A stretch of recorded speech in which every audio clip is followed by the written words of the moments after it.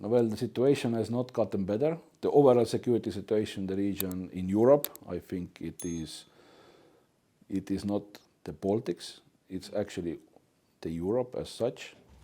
The security situation is much more worrisome than it was before the large-scale invasion. We also understand that Russian broader idea is to drive US out of Europe and to reshape the European security architecture. These are their goals, and we understand it. And let's say they are constantly pushing towards that at any cost, as it seems at the moment. Russians would like to make Ukraine a crumbled state, a crippled state.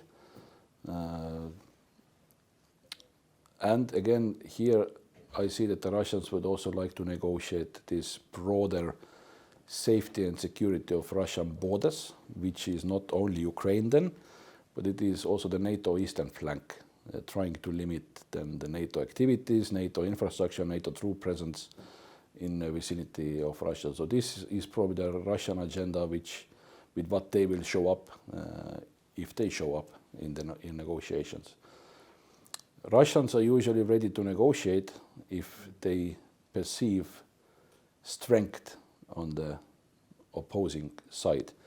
Russia usually do not negotiate with weak opponents. They dictate to the weak opponents. So our plans must be credible, must be real, and must be backed up with real resource in regarding troops present or follow-on units.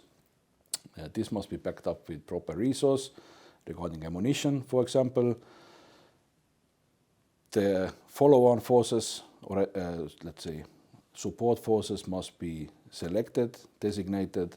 They must exercise in the potential future operation areas. So this all comes as one package. If we do our homework properly, then we will be able to deter Russia. And in my view, NATO in the coming 10-20 years, the main task will be to contain or deter Russia, so it doesn't get any stupid ideas to push towards the West militarily.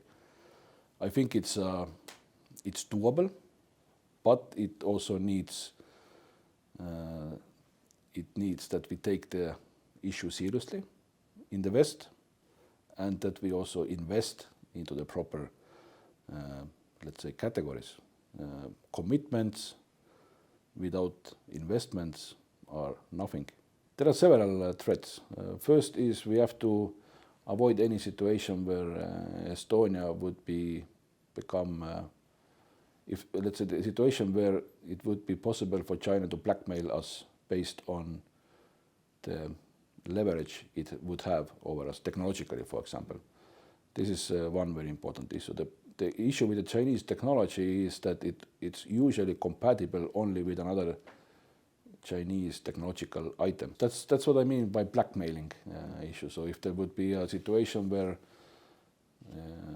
China would like to push us towards a political decision, for example, and we would have, let's say, some sectors which are technically in reality not under our control, that would mean all this equipment would be manipulatable from China.